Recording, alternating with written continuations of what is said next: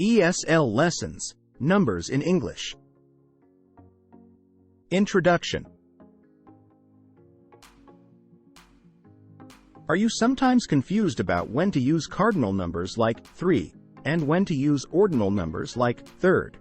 Learning how to use these numbers correctly is crucial if you want to communicate like a native English speaker. In this guide, we will explain the difference between cardinal and ordinal numbers, why it's important to learn how to use them, and give you plenty of examples and tips to help improve your skill. So, let's dive in and explore this fascinating topic together.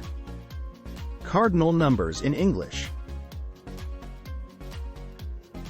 Cardinal numbers are what we typically think of as basic counting numbers in English, such as 1, 2, 3, and so on. They allow us to identify how many of something we have, without considering the order in which the items are arranged. Cardinal numbers are a fundamental part of everyday conversations and can be used in a wide variety of scenarios. From counting the pieces of furniture in your house to telling someone how many siblings you have, knowing how to use cardinal numbers is an essential language skill. Learning how to write and pronounce cardinal numbers is relatively straightforward since we use Arabic numerals to write them. The pronunciation differs depending on the number, but once you learn the sound of each number, you'll be able to pronounce them with ease. Finally, it's important to know when and how to use cardinal numbers. Common uses for cardinal numbers include counting, as well as measuring quantity, distance, and time. Being able to use cardinal numbers is essential in everyday life, from grocery shopping to planning a trip.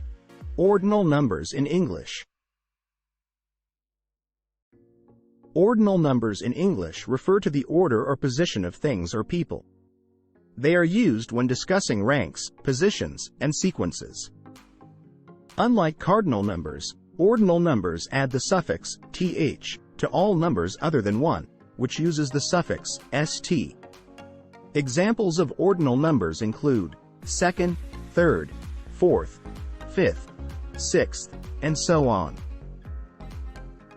To write and pronounce ordinal numbers, first write the cardinal number and then add the appropriate suffix. For example, to write 9, start with 9 and add th to the end.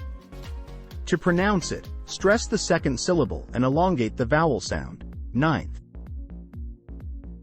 It is important to use ordinal numbers instead of cardinal numbers when discussing hierarchy or position. For example, when discussing first, second, or third place in a race, or the order of a list of things, ordinal numbers should be used. Remember, when in doubt, cardinal numbers are used for counting and ordinal numbers are used for positions and rankings. The key differences between ordinal and cardinal numbers. It's essential to understand the differences between the two types of numbers because they're used differently in everyday conversation. The most significant difference between ordinal and cardinal numbers is that ordinal numbers describe the order or position of something in a series, while cardinal numbers describe the quantity of things. Word order is critical when using ordinal numbers, as they always follow a noun rather than preceding it. For example, you would say first place instead of place first. Ordinal numbers are used to describe rankings, positions, and dates. For example, I finished in second place, or the 3rd of October.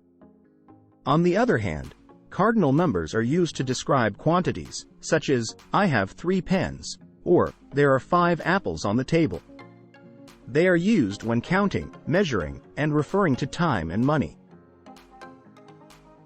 For example, I ran for 3 hours, or, a dozen eggs cost $10.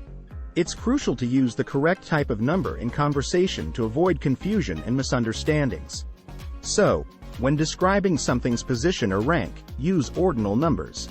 And when referring to a quantity of something, use cardinal numbers. With this understanding, you'll be better equipped to navigate English conversations with ease. Common English expressions using cardinal and ordinal numbers. Cardinal and ordinal numbers are used in everyday English expressions to describe a multitude of things. They are used to count, measure, tell time, and even describe currency. Here are some common examples. Counting and measuring. Cardinal numbers are used to count things like the number of apples in a basket or the number of steps in a staircase. They are also used to measure distances, weights, and sizes. For example, I need 2 cups of sugar for this recipe, or my room is 12 feet by 15 feet. Dates and times. Cardinal numbers are used to state the day of the month or the year. Ordinal numbers are used to state the position of the day or the month. For example, my birthday is on November 10th, or today is the 1st of January. Money and currency. Cardinal numbers are used to state the value of money and currency. For example, I have $4 in my wallet, or the exchange rate is €1 equals 1.2 US dollars. Remember, the key to using both cardinal and ordinal numbers correctly is understanding the context and what you want to communicate. So, get comfortable with these numbers, and you won't have any trouble communicating effectively in English. When to use contracted forms of ordinal numbers. As you may have noticed, some ordinal numbers are often contracted in everyday speech. For example, instead of saying, "I arrived on the 21st of May," you might hear someone say, "I arrived on the 21st." Explanation of contracted forms. These contracted forms are a way of simplifying language and making it more efficient. They are often used in casual conversations and can help to speed up communication. Examples of contracted forms. Here are some more examples of contracted ordinal numbers in everyday use. 1. She was born on the 5th of March. She was born on the 5th of March. 2. Can you meet me on the 1st of January? Can you meet me on the 1st of January?